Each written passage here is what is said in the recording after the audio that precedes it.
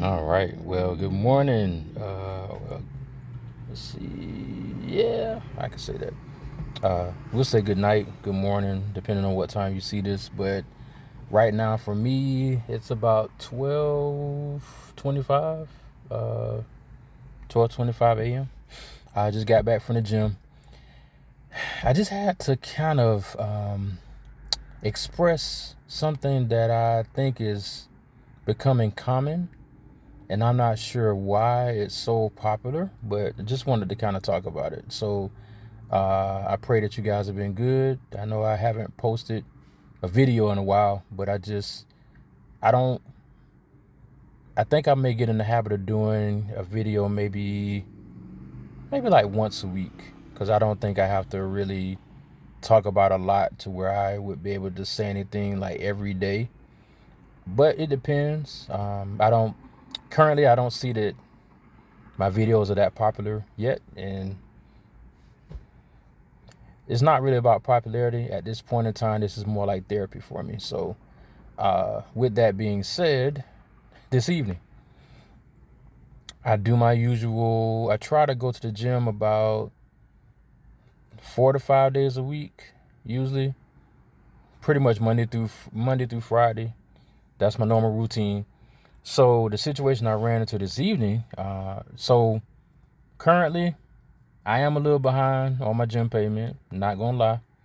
But it's so funny how that situation can be totally different depending upon the maturity of the person that's dealing with you, and just gender as well. Because now, not saying all the time, but sometimes. So my current situation, I never have a problem.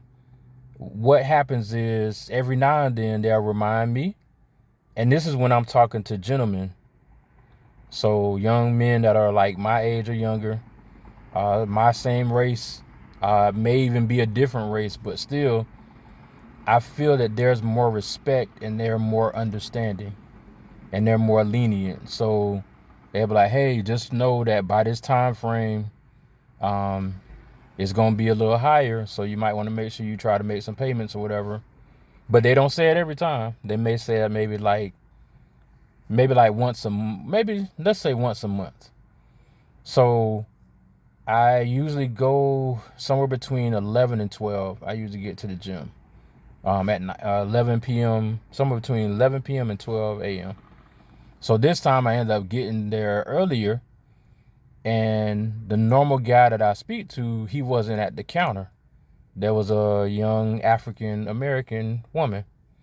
So I walk up, and I already know I'm behind.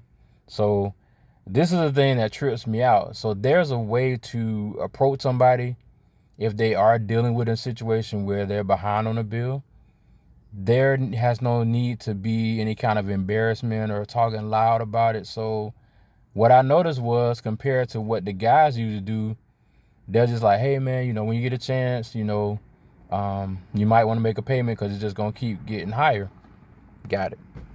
This young lady takes it upon herself to talk loud and like, oh, you way behind, like you ain't made a payment in a while, and at this point, no, you can't even come in here and work out. And I'm like, wow. Now, all the times that the gentlemen have mentioned my situation, they never said anything about I can't come and still work out. But it's like I don't know why it's becoming common that some young black women enjoy embarrassing people. And the funny thing is, I don't know if they feel like they get some kind of um, ego boost. I don't know if it's some kind of clout they feel like they get, but I understand now why sometimes it's not good to let certain young women be in charge, because they get on their emotion. It's like she had no kind of thought to what my situation was. She didn't offer any kind of solutions or didn't make any suggestions like the guys were making suggestions like, hey, you can do this to kind of pay it down. No, it's just, nope, you owe this much. Before you can work out again, you got to pay the full amount. And I'm sitting here like, I've never been told that. Like every time that somebody mentioned it, and like I said, let's make sure we make the distinction. Every time that the gentlemen that I usually talk to me, they've never said, "Oh, bro, we can't let you come in here and work out until you pay your bill." So I felt like it was just her way of wanting to embarrass me and just wanting to show that she got some power and like, hey, you broke, you need to get out of here. And it was just, and the funny thing is, I know she felt like she probably felt good about it, but the funny thing is, I'm looking at her like, okay, and I walked out. But I knew that all I had to do was wait till after 11 o'clock and come back in. And sure enough, I come back in. My normal guy that's there ain't say a word. And I walked right in, swiped my badge again, and was not a problem. So I just don't, it's a trip to me to understand and see that a lot of young black women enjoy wanting to embarrass people. Like, I don't know if they feel like they want to go viral. I don't know if they want to go back to their friends and like, hey, this guy was behind on his bill, way behind, and I had to kick him out. I'm like, so you feel great about doing that, like trying to embarrass somebody? So it's a trip to me. But one thing I know is that being in customer service, I could really go to corporate and they would probably reprimand her for doing it that way, because this happened to me before at another gym where a guy was like totally being disrespectful and almost he basically was harassing me. And the thing is, other people in that same gym were behind by $2,000, $3,000. They are like a year behind on their payments, but I was behind by like 2 payments. And he made it such a big deal. But like I said, I talked to the manager at that situation, and they were like, oh man, I'm sorry he did that. Let's go ahead and work out. Can you make a payment today? And I made a payment. But that's the thing. It's kind of like there's a difference between people that know how to do customer service and people that just happen to be there. So there's a lot I could say as far as about this young lady, but I'm not even gonna go there. But one thing I have learned is that when people enjoy making other people feel bad, that's like their way of making themselves feel better. And to think of that, it's a sad thing to think that you enjoy embarrassing people just so you can feel better. So my thought is, it didn't bother me. One thing I'll say, going through a divorce and going through other situations in life, you get to a point where you just become numb to that kind of stuff. It don't really bother you. And it's not that you're purposely doing stuff or trying to like not pay. It's just sometimes you got to take care of other stuff first. Like gym comes second to other more important bills. So just wanted to take a moment just to kind of share that. It was a little frustrating, but it was just kind of funny how she made such a big deal about it. Like, no, you can't even come in here. You can't even work out. But then I come back an hour later. You're dealing with somebody that's more mature. You're dealing with somebody that's a man.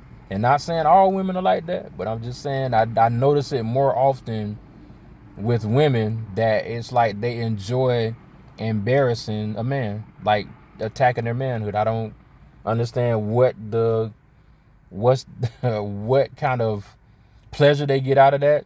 It was almost pleasurable to her because she was smiling the whole time, didn't have like any kind of remorse on her face, didn't seem empathetic, didn't seem like she was concerned about my situation. Just like, you can't come in here, you need to go. And I'm like, wow, okay. But like I said, I just noticed that we as men, majority of the time, we're a little bit more lenient when it comes to stuff like that. And we are a little bit more tactful. We use a little more maturity when it comes to that. But I really noticed that she was so immature about it.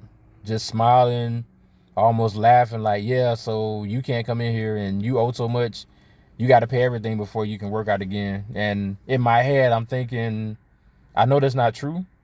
And I know you're using, and it's crazy that she was using manipulation, because she tried to manipulate me into paying my bill and basically saying, you can't come in here till you pay it. But I come back an hour later and I got to do this same thing I've been doing. So, needless to say, I make sure not to show up early again because I don't want to deal with her. But it's just a trip that people will get pleasure out of making somebody else suffer, and that's a trip. So that was just my little moment of just speaking about something that that bothered me. It did. But what really bothered me more the fact that it was a sister, and it almost like she was happy to almost knock me down. But hey, what can I say? I just look at it like this: people that get pleasure out of making you miserable, they're already miserable themselves. They're just trying to make themselves feel better. So I pray for her, because if that's all she gets pleasure out of, that's a horrible life to live. But I pray you are doing well. If I don't make another video before the holidays, I pray that you guys have a wonderful holiday season. Just, be thankful for life.